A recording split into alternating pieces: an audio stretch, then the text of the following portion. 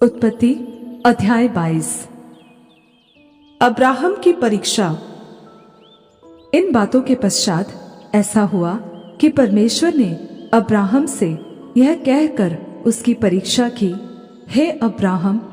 उसने कहा, देख मैं यहाँ हूँ। उसने कहा, अपने पुत्र को अर्थात अपने इकलौते पुत्र इसहाक को, जिससे तू प्रेम रखता है, संग लेकर मोरिया देश में चला जा और वहां उसको एक पहाड़ के ऊपर, जो मैं तुझे बताऊंगा, होम बलि करके चढ़ा।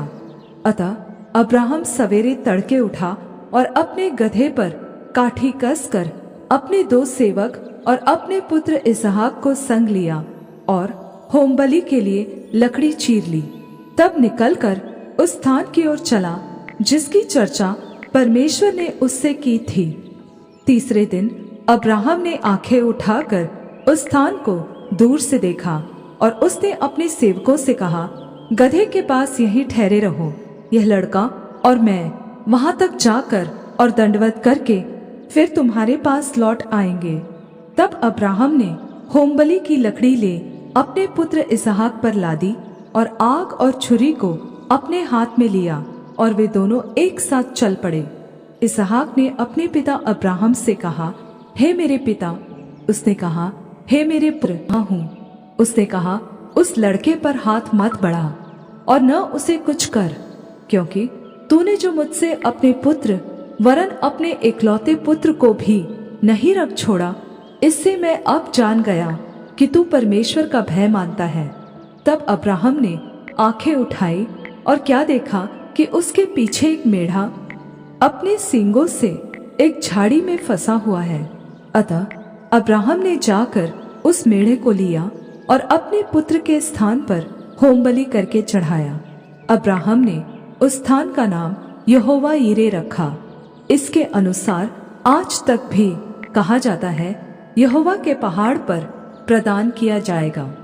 फिर यहोवा के दूत ने दूसरी बार स्वर्ग से अब्राहम को पुकार कर कहा, यहोवा की यह वाणी है कि मैं अपनी ही यह शपथ खाता हूँ कि तूने जो यह काम किया है कि अपने पुत्र वरन अपने इकलौते पुत्र को भी नहीं रख छोड़ा, इस कारण मैं निश्चय तुझे आशीष दूंगा और निश्चय तेरे वंश को आकाश के तारागण और समुद्र तट के रेत कणों के समान अनगिनत करूंगा। और तेरा वंश अपने शत्रुओं के नगरों का अधिकारी होगा और पृथ्वी की सारी जातियां अपने को तेरे वंश के कारण धन्य मानेंगी, क्योंकि तूने मेरी बात मानी है। तब अब्राहम अपने सेवकों के पास लौट आया और वे सब बर्शेबा को संग संग गए और अब्राहम बर्शेबा में रहने लगा। नाहोर के वंशज। इन बातों के पश्चात ऐसा हुआ कि अब्राहम को यह संदेश मिला, मिल्का के तेरे भाई नाहोर से संतान उत्पन्न हुई है। मिल्का के पुत्र तो ये हुए, अर्थात उसका जेठा ऊस और ऊस का भाई बूज और कमुएल जो आराम का पिता हुआ।